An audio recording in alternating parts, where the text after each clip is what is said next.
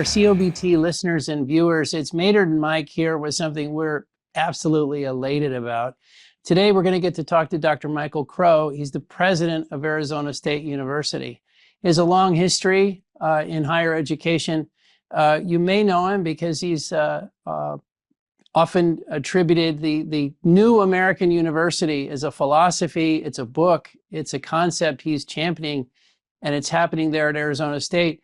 What I would also say is through our good fortune, we got to spend the day yesterday with him and his team learning about everything that's happening at the university. When you include the online community, it's the largest campus in the United States. There's some fascinating things happening there.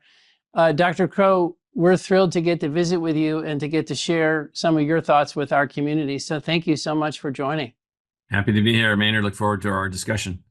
Well, it's going to be great. Mike, before we jump in with Dr. Crow, what would you add? Yeah, Maynard, it's been an interesting week so far. It's kind of the markets have gone a little bit lower. And so we'll talk about that in just one second. But I really want to kind of talk about, the 10-year bond. 10-year bond is trading in a really tight range right now, around 4.3%. As you know, last week we talked about the PPI coming in much hotter than expected. But the odds for a rate cut at the September 17 FOMC meeting is still very, very high. So that's pretty much consensus. Now, what I'd say is that bond and equity markets this week, Friday, Jackson Hole. Basically, Chairman Powell will be talking there.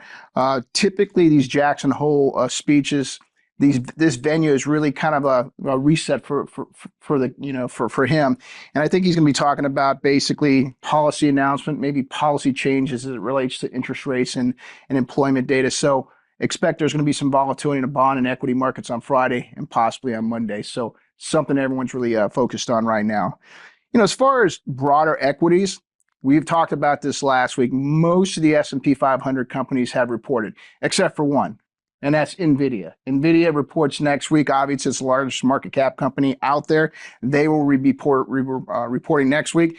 Big retailers are reporting this week. And the only reason I mentioned that is what we've seen so far this week is the big tech 6, big tech 7, AI stocks, whatever you want to call them, they're down on anywhere from 2 or 3% this week. So these are the stocks that have been most loved. They're pulling back. I wouldn't say that's any cause for concern, but NVIDIA reports next week. My guess is they'll probably put up good numbers as they always do. But if there's any slight disappointment there, it could result in a big pullback in markets, which may not be a bad thing because maybe it broadens the market breadth to other parts of the market, and that would be a good thing. I'd say on crude oil, we'll just say one thing, right? Crude oil is just drifting lower, and the reason it's drifting lower is I think most people are looking at the Russia-Ukraine issue. There's some optimism building that there might be a peace deal at some point in time. And if there is, probably, some of these sanctions on Russia are probably going to come down over time. And so the markets generally feel oversupplied. We can talk about 26 later, but right now things look like they could be a little oversupplied. And so I think markets are reacting to that. The last thing I really would want to mention is a deal that happened today in the electric utility space. Black Hills Corporation is merging with Northwestern Energy Group. And this has been sort of a rumor that's been, rumored for years and years. These companies have talked to each other. And I'd say the interesting thing about it, it creates like a $15 billion enterprise value company. But the reason that they've went forward with this deal, a lot of it is just because of the tremendous amount of electricity growth that we're going to see over the next 5 or 6 years. Those companies felt like getting together, getting big. They're mid-cap market companies. Getting together and getting bigger, that is the only way they were going to be able to go after this industrial growth, the data center growth. And so they're more valuable. They can do more as a combined entity, and that's why they're merging. Their growth rates are going a little bit up, like 100 basis points, their growth rates over the next 5 years. So I thought that was really interesting. Like I said, 2 mid-cap companies in electric and gas utility world getting together.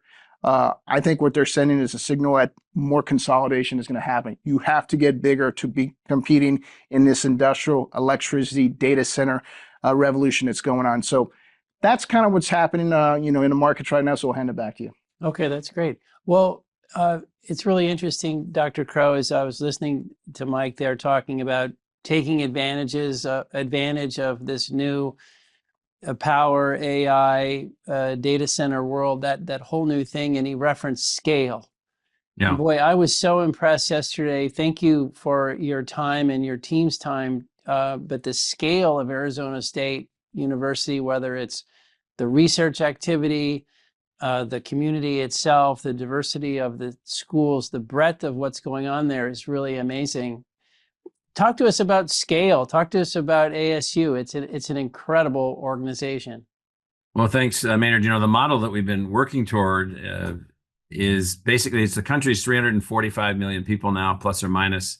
We're growing rapidly to 400 million, 450 million, third most populated country, most unbelievable economy. We've outperformed the Europeans by 20% plus or minus since 1990. We've got lots of things that we're trying to do in this era of focused growth and focused activity. But the thing that we haven't thought about is, we haven't been building new universities. We haven't been expanding the universities. And so we at ASU decided to use every innovation known to humans to find a way to do more.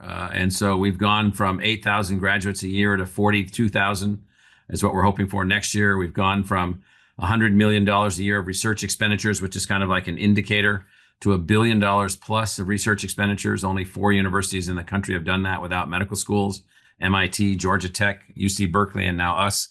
We found a way to add another 500,000 learners who are taking courses from us. We found a way to engage 25 million, that is courses not related to degree programs.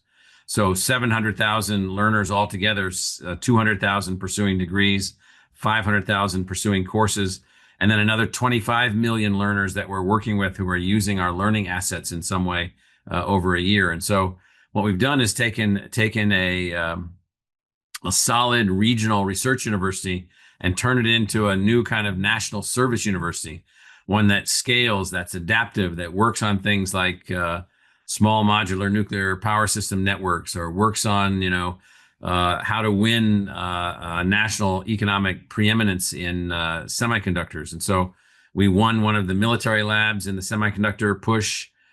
We won one of the sightings for the new national labs in the semiconductor push. We won the siting of the TSMC foreign direct investment, $160 billion here in Arizona. The first 2 were ASU, also here in Arizona. So what it means is that what we've tried to do, we're not quite NVIDIA, but is scale is our friend, technology is our friend, speed of innovation is our friend, rate of innovation is our friend, and most of those things are foreign concepts in lots of higher education. But what we found is tremendous new revenue, tremendous new partnerships, tremendous new alliances, tremendous new economic and social impacts. Ways to help people to become STEM majors who maybe didn't go to a high school that had calculus.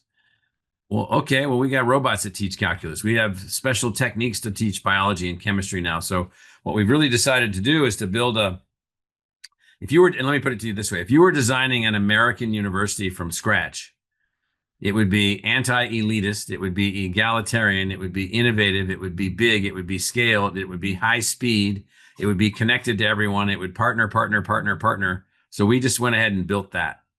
It's fascinating. I was thinking, your book, I referenced it, The New American University. You talk in there about, I think this is why we at Veriten really relate to it so well, is you talk about universities as knowledge machines. Yes. And how to kind of redesign. The machines were built in a different world, Yes. dating back hundreds of years. Well, and now we need to build. Yes. Now we need to build a new machine. Yes. And part of what we're always talking about here, Veriten means truth and energy, but really just how to get to the truth, how to get there fast, how to get there in a bipartisan, sort of unemotional, detached, thoughtful way. Just that language about a knowledge machine and redefining it is really quite interesting. Yeah, so what we do is we create knowledge. That's what some of our fundamental research is. We figure out how to use and apply knowledge. So we're coming up with new ways to take water out of the atmosphere and use solar power to do this and so forth. We create knowledge in new people that we produce, our graduates, our PhD students, our undergraduate students. We store knowledge in our faculty. So one of the roles of our institution is, if you want to call up and say, well, who's your expert on on the reindustrialization of Vietnam and the history as it's connected to the end of the war. Well, okay, well, Billy Joe over here can do that. And if he doesn't know it, then he knows who does. So we store knowledge, we synthesize knowledge. And so to do all of that, we transfer knowledge, we do all of that then, but not at a sufficient scale, typically in academia. So what we've decided to do is to try to build a new kind of structure for doing all of those things, new kinds of industrial partnerships, new kinds of partnerships with communities, helping them to be more successful. We've built this concept of what we call one university in many places. It's not a campus. We're just everywhere. If whatever you need in your family, we have 65,000 K-12 students that are taking our digital assets and learning from those. We have hundreds of thousands of people in their families that are taking our learning assets and using those to advance their family's success. And so how do you turn ourselves into, like you said, this knowledge machine that's providing, creating, synthesizing, storing, and transferring knowledge for everybody that needs it? I think the other reason why we're so intrigued by everything you're doing is it's always it's fascinating to watch disruption and when a model gets changed and why it gets changed. And do you mind just talking about your career? You came to ASU from Columbia. You'd been there 10 plus years, and then you were at the Ivy League and the ultimate in the establishment, perhaps when it comes to academia, and then you come to ASU and you start trying to rethink a new model. Could you just talk about the big disruptive moments along the way? Yeah, so along the way was the focus on culture change. So what we have is an exceedingly what's called isomorphic replicant culture in academia. Everyone's trying to be the same thing throughout the sector. So all the public universities are trying to be Michigan or Berkeley. All the private universities are trying to be Harvard or Princeton or Yale or Columbia. All the private colleges are trying to be Amherst or Bowdoin. And so that's a terrible, terrible, terrible thing for evolution. And you called it's a isomorphic replicant. Yeah, or replication, isomorphic replication. So the focus is just to be the thing that's slightly better than you or ahead of you. And so it's a terrible thing. So what we decided to focus on initially was culture change. So we established an identity, a cultural identity around our charter. We measure ourselves based on who we include versus who we exclude, and most importantly, how they succeed, meaning you admit everybody that you can get qualified. Whoever you can't admit, you get them qualified. You take a completely different approach. You do research that's measured against the benefit to the people, not the benefit to the academy. And then you take responsibility. So one of the things, this was culture change. So one of the things that universities don't do is they never take responsibility for anything. Well, I didn't know they'd use that atomic bomb. They just used it. I didn't know that whatever I did would not create, I built all these new scientific models, and it's really too bad that they make the cost of medicine so expensive that no one can afford it. And so you take responsibility. So we built these three things, and then we decided that the last thing the world needs is every university the same, Texas A&M competing against Texas, except in football. What a waste of energy, And so what we should have is, strict athletic competitions of the highest quality, and then every university becoming a unique thing. Yeah, there's core courses and stuff like that. So another part of the culture change here was to drive towards uniqueness. The other thing in academia was to get the monkhoods, off the faculty members and start thinking about innovation using technology. So two sectors have not been disrupted by technology, higher education and healthcare. And so the costs of both of those just keep going up, going up, going up, going up. And then in the case of higher education, half the people that get grants from the government don't graduate. They have no certificate, but they have debt. They have Pell Grants that they've received, the generosity of everyone else. And so culture change, the building of a separate identity, the building of design aspirations, and the embracing of innovation and technology on a robust scale. Those were the main things we put down. Maybe we could grab those last two, because yesterday in meeting many members of your team, it's clear that you've really dialed in to the whole organization. Let's go fast. Let's go let's go as fast as we can. Let's innovate at the pace that the society broadly is innovating, and also let's use technology every chance we get. Yeah. what those two pieces in particular, how do you do that, particularly the speed concept? So the speed is to basically say that if every university travels at the same speed as most universities, then we might as well give up because we're not going to be able to keep up with the complexity of society, the needs of society. We need to deploy new degrees. We need to deploy new programs. So we've already trained 3,000 of our faculty members in AI systems. We have 5,000 of our faculty members trained in advanced digital education. We have 80,000 of our students that signed on today to some sort of a artificial intelligence assistant that would help them in their research or in their problem solving. And so if you sat around and spent 3 semesters deciding whether or not you were going to worry about AI as a cheating tool, well, then you're damaging the potential learning outcomes of your learners. So the way that we accelerated change was to drive everyone to be focused on outcomes. And for us, the outcome was more and better graduates from every family background imaginable, and more problems solved as measured by someone outside the university. So more impact, deeper impact, more value to the society. Universities have been given huge privileges, and many of those privileges have been squandered around internecine fighting at universities, and 27 years of discussions about whether or not the economics department should have more money than the political science department. And, and very little has been put in, well, how do we make the country better? And the economy is moving at a certain speed. Mike was talking about some of that stuff that's going on. I mean, NVIDIA, the things that they're doing, the new technologies, the energy systems, where we're going and so forth. And if the universities can't move at that speed, then we're not of sufficient service. The other thing, so many things stuck out from yesterday, but you also have campuses, not just, around Phoenix and the state. You have campuses outside the state, which is really sort of a fascinating thing. Would you mind talking about that? So what we built are innovation clusters. And so we have an innovation cluster in Los Angeles built around digital media, film, fashion, areas of technology. We have a innovation and learning centers in Hawaii where we're focused on building new technologies for managing the health and well-being of coral reefs and understanding the health and well-being of oceanic environments. We acquired the Bermuda Institute for Ocean Sciences in Bermuda, and we're working there on how to enhance our relationship with the oceans as a productive part of the economy and all the other things that we've got going on. We've got programs and facilities in 35 universities around the world. We have digital learning centers and digital learning activities all over the planet.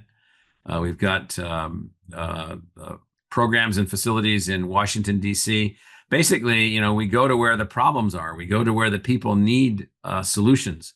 We go to where the people need enhancements in human performance and enhancements in human capital. So the little state boundaries, I mean, we know who owns us and we know who we serve, but we also serve the nation. We serve the entire country.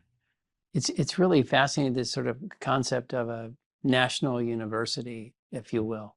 National service. National service. So in service to the nation. So if the president wakes up one day and says, I really wish we had 50,000 more, cyber defense specialists, I need them next week. Okay, well, let's figure out how to do that. We're going to take that clip and send it to Trump right now. Yes. So in World War II, the President Roosevelt woke up one day in the summer of 1941, and he said, we're going to need to have the greatest scientific apparatus in the history of humans, because the Nazis were at the time reported to be building an atomic weapon. And so the worry was that somehow the Germans would get some kind of weapon and that they would use it to ultimately, take over the world. And so the universities stepped up. They didn't go through like 27 months of procurement. They just showed up. And so the president of great universities just moved to Washington. They started doing all kinds of things. It was unbelievable. Also, it's striking because you're talking about, as you said, you're disrupting a part of the world that has not seen much change over a long period of time, but you're also doing it at a public university. And you think of organizations that are, quote, public or state-owned or state-affiliated, that it's harder to change. Like how Do you find it surprising that all this disruption is happening at a large public university? Well, Arizona is the land of the free and the home of the brave in real life. What that means is, here's what they said to me when I was hired. We're going to give you a little bit of money for the university. You're going to build a world-class research university and make it the most innovative in the country, which we have become, but we're not going to give you any money. And so, because it's going to make you tougher, it's going to make you capable of doing more things. And so we're what we call a public enterprise. We're owned by the public. We serve the public. Over 92% of our revenue is from somewhere else other than the state. And we don't run a big hospital, so it's not because of that. And so what we've done is then that's driven us or forced us to be more innovative. And so, it's kind of funny, that you want the Navy to be as innovative as they conceivably can be, and that is the government. You want the Air Force to have the best and most powerful capabilities to defend our country. That is the government. Well, the same kinds of demands should be made of the universities. Here's what we need. So here in Arizona, in fact, we have a thing called the Center for the Future of Arizona, which spends its time trying to find those places where people agree. What are the shared public values? And so one of the shared public values is affordable health care for everyone. Well, that's not insurance policy. That's what kind of new technologies can you produce? What kind of solutions can you produce? Another shared public value in Arizona is blue skies, clean air, and clean water. Everybody wants that. Nobody wants, those things to be wrecked. And so how do you make that work and yet still have, energy production and oil production and oil wells and gas wells? And so how do you do all of that and still make the world work? Well, that's what you set out to do. So we're very much driven by the people's interests, and we don't seek a profit. Now, we do have a positive margin, substantial positive margin. Now, we use the positive margin that we generate, in the hundreds of millions of dollars a year, positive margin, much more than that, in fact. We use that positive margin to help people to go to the university that can't afford it. We use that positive margin to launch projects for our community. So, while we're not profit seekers, we are revenue seekers to build the revenue base to afford the institution to work. And then we seek a positive margin to invest back in the community. So we're able to do that. Your book, The New American University, we'll attach a link for everybody. I'm just curious, because you talk about so many of these themes in the book, obviously. It's been a while since that came out, but these are issues you talk about a lot. What's the reception you get? Where do people reach out to you and say, please come help us, or tell us what you're doing, or when do people push back? Like, what's been the reception? Well, in academia, you get pushback for anything, like what color tie you wear, like why are you wearing a grape color tie? And so that's constant. And so that you just take that as a given. So academia is filled with skeptics on purpose, filled with skilled verbal attackers on purpose, all fine. But we do have a University Innovation Alliance, UIA.org, with 20 schools in it. And those 20 schools are all looking to be more effective, produce more graduates that at a lower cost, innovate. So we built that.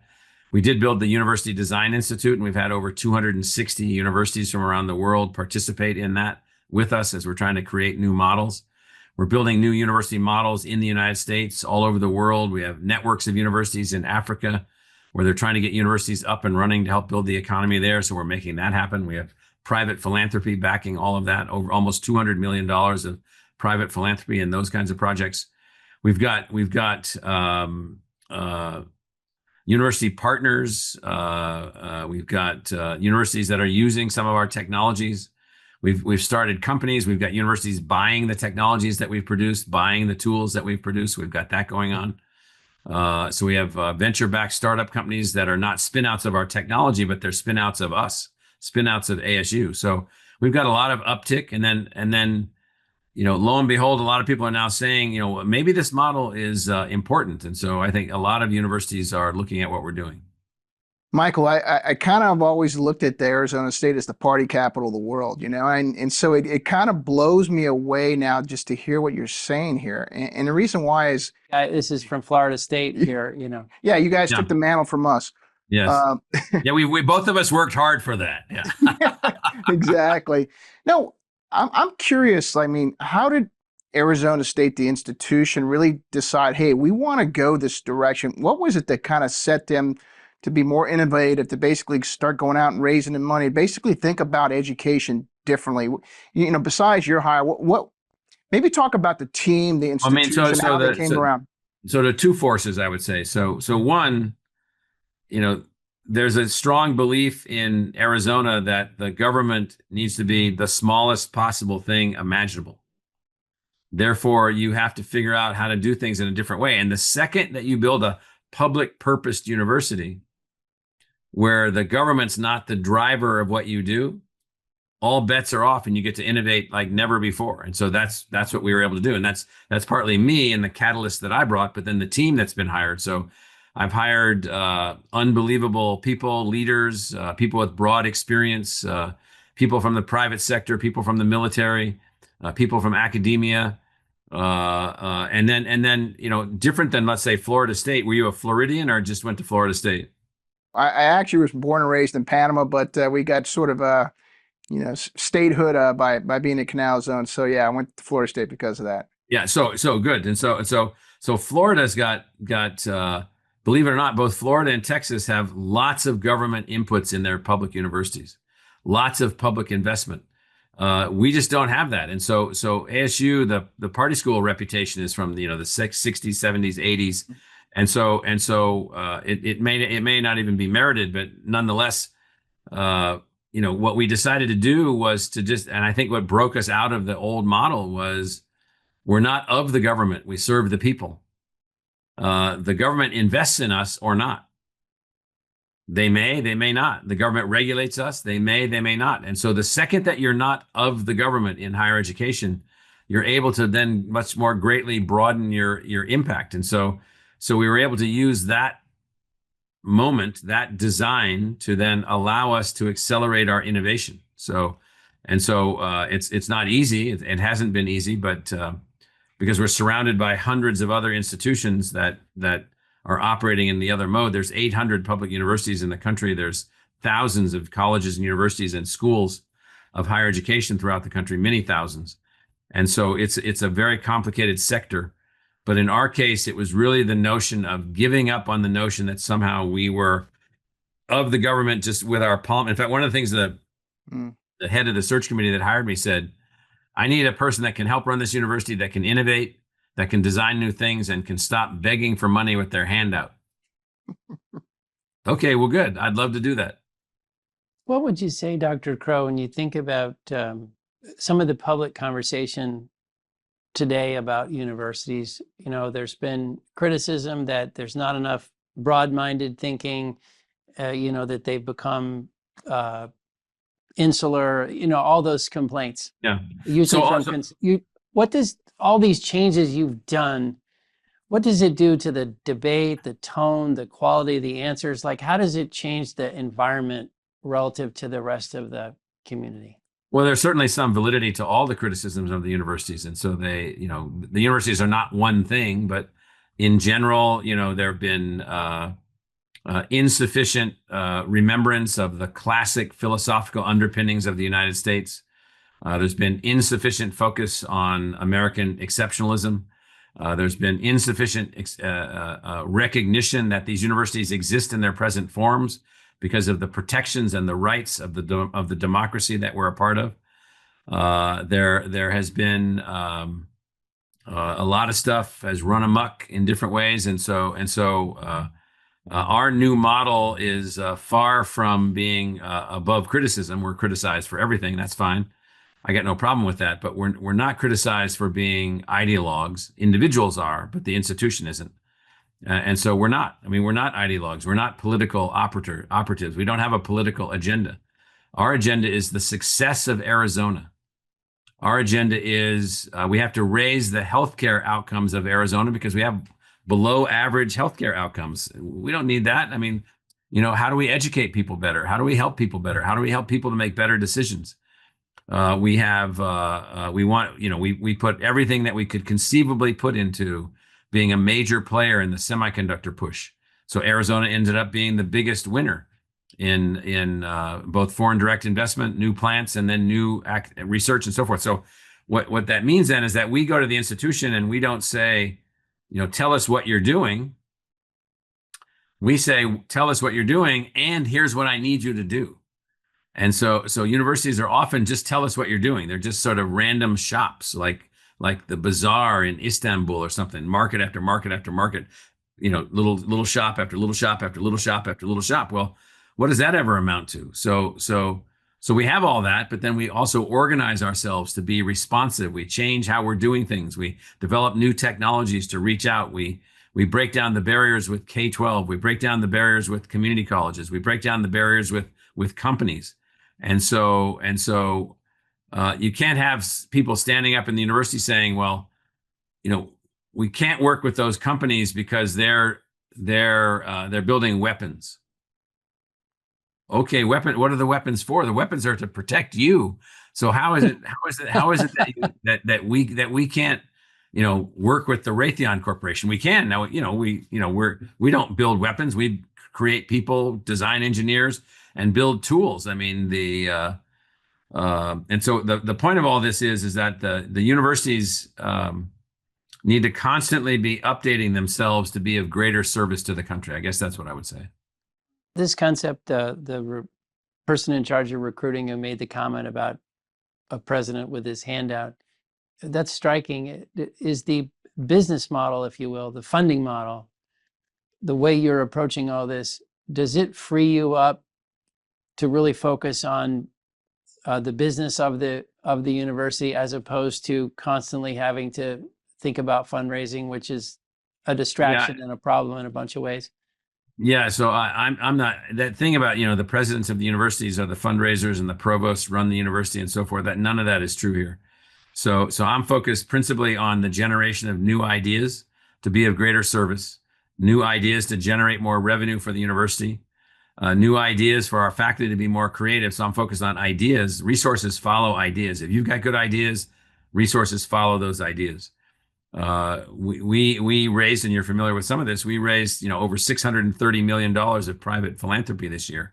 But we're not raising private philanthropy so we can have better chairs for the sherry tasting for the faculty at the evening sessions. Our fundraising is for ideas. Our fundraising is for help students to get, to take 2 majors or 3 majors.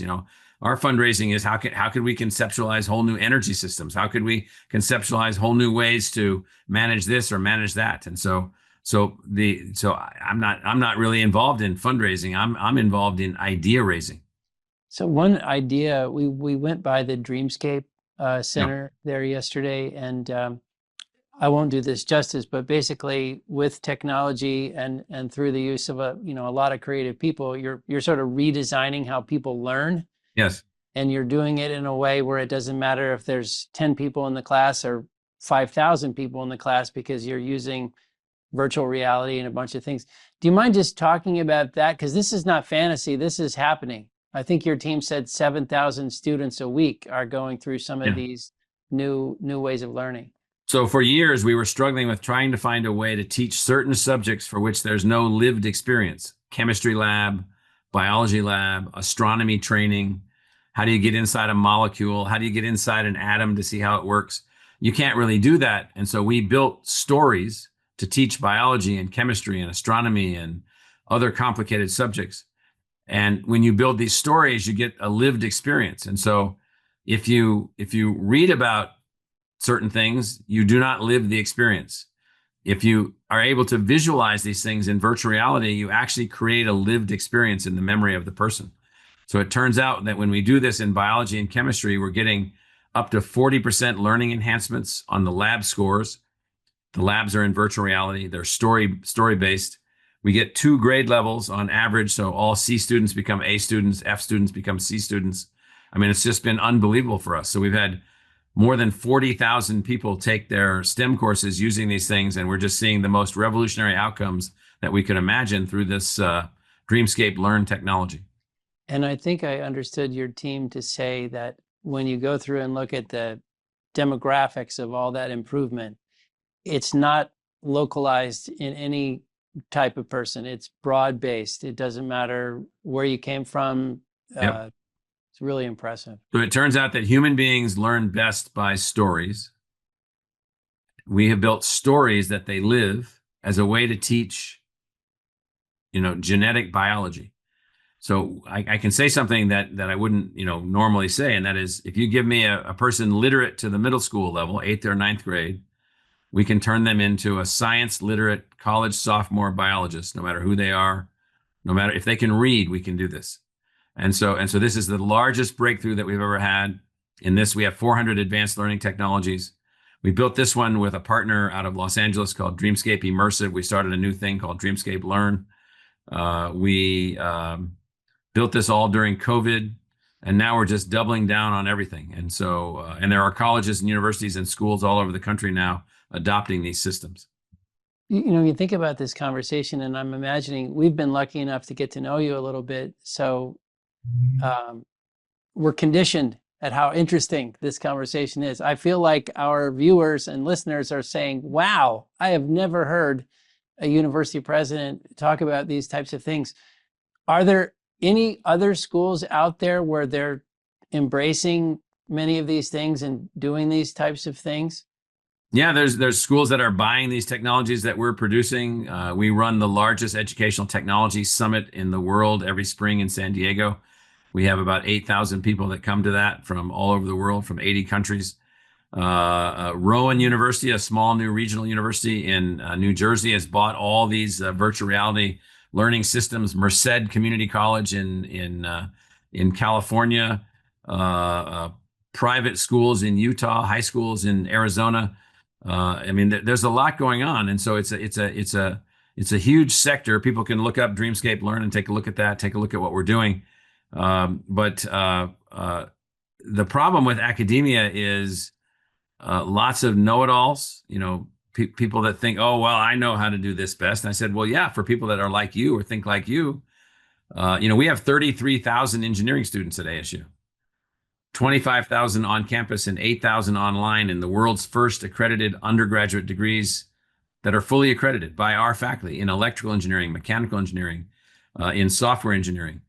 To do those things, our faculty had to become wildly innovative using all these kinds of tools. Most universities look at us and they're like, what are they talking about? Did they pass those marijuana laws in Arizona and somehow they're like all, weirded out over there?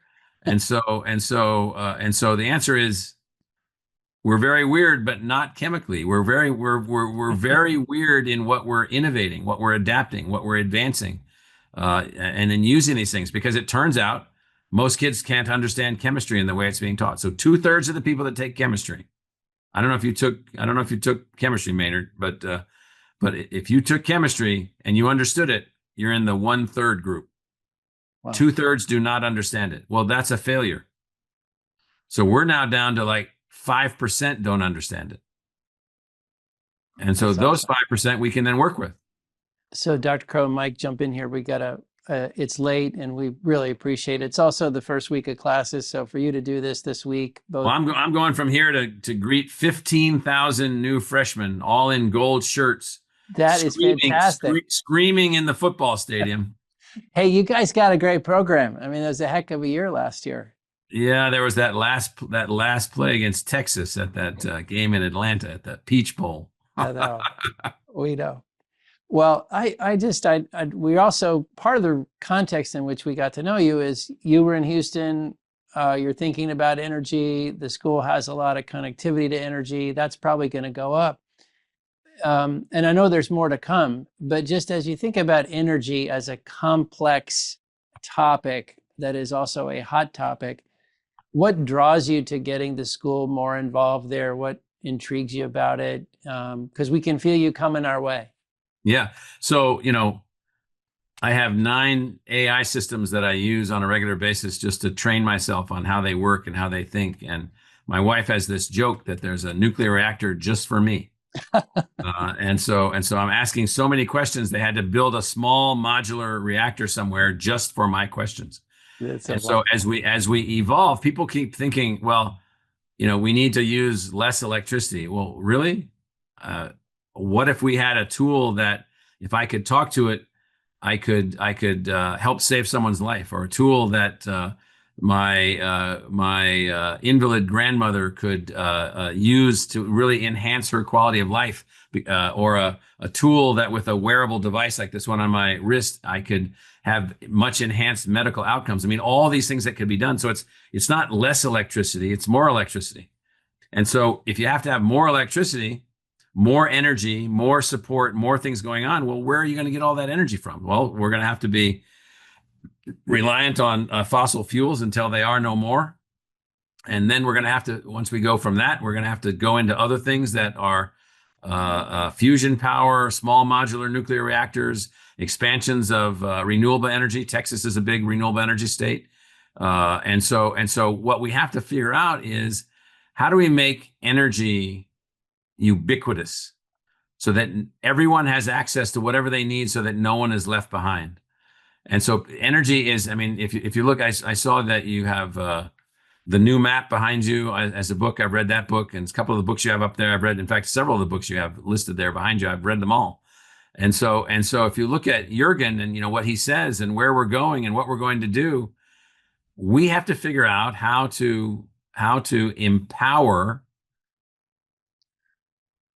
every element of economic progress, which is going to take electricity and energy systems to be able to do that. And we haven't figured out how we're going to do that yet. And so we need to.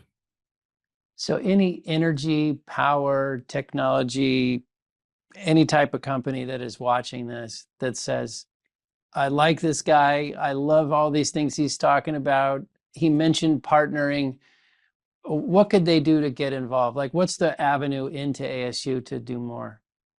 michael.crow@asu.edu. Okay. That's about as straightforward as it gets. You send me a note, we will respond with whatever we're doing. And so we have carbon capture, we have every kind of grid technology imaginable. We're looking at AI systems being applied in new ways. We're designing new kinds of high-speed chips that can manage complex systems where the chip calculates and communicates at exactly the same time, with low heat generation that allows more remote control of complicated things, systems, tools, devices. We've got a construction management school that's like unbelievable, because we want to build in the right way and build with the right kinds of tools. And so we've got, the people will laugh when I tell you this, but the hottest thing on the market is an English major that can code. And so we've got coding for everyone. We've got, we just decided we have 800 degree programs. We just decided, let's figure out all the ways that we can learn. Let's bring in the learners and have them move forward. So if people are interested in what we're doing, just email me. Mike, we got to let Dr. Crow go visit with 15,000 freshmen. Anything as we wrap up? No, the only question I have is the last question I have is, I mean, I love everything about what you're doing.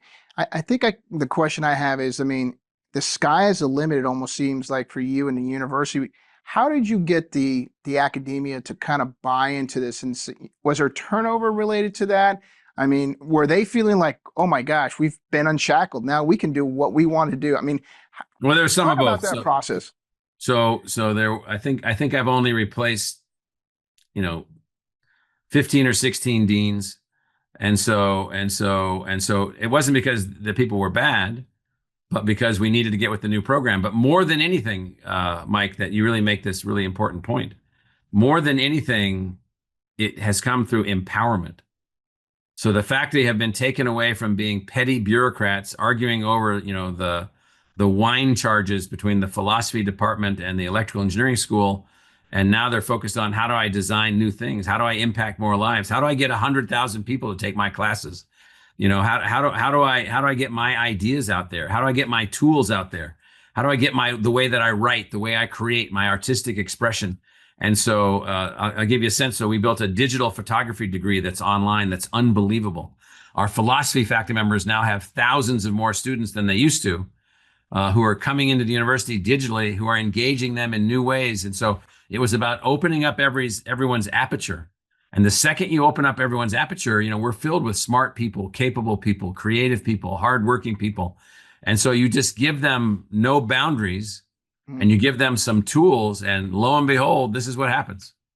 Well, we do need to let you go. You've been generous Okay. with your time, Dr. Crow. I do have one last question. Those 15,000 freshmen, Yes. we all remember what it was like to be a freshman in college. Yes. What's the main message you're going to give them as they think about what they do with themselves? So the message I'm going to give them, that they're over there for a few hours, and I'm just a short segment of their introduction. And so I'm going to talk about our charter, why we're here. I'm going to talk about the why we are here. We are here, all 42,000 of our staff, for their success. We have one interest, their success. We don't want to control them. We don't want to drive them. We want to find a way for them to learn. We want them to move forward. So that's one thing. A second thing is, everybody struggles. Raise your hand when you need help. Raise your hand when you need academic help, financial help, emotional help, whatever it is. Raise your hand, raise your hand, raise your hand. And then lastly, I'm going to show a picture of myself from over 50 years ago when I was a javelin thrower at Iowa State. And it shows me throwing the javelin. And I'm going to say, you probably find this hard to believe, but once upon a time, I was you. And I'm going to talk about, and I didn't have AI. I wish I did. I didn't have an iPhone. I wish I did. I didn't live now. I wish I did. I was a freshman in 1973. So I'm just saying, you guys are living at the most unbelievable moment in human history. It's just unbelievable. We've got spaceships in the sky taking pictures of 13 billion years ago, and it's just unbelievable. And so I try to convince them to seize the moment. Carpe diem, seize the day. And so by then they've been sitting in 100-degree heat. They're trying to get out of there. Last couple of years there were monsoon thunderstorms, and so we'll sort of see how it goes. Well, Dr. Crow, it's been so great getting to know you. We're delighted. We want to help you. We're so pleased that people like you are out there doing these types of things. It's a real honor, and we just really appreciate it. Appreciate it, Maynard. Nice to meet you, Mike. Thanks for the time. Good luck with those freshmen. All right, we'll see you. Thank you. Thanks, Bye-bye. everybody.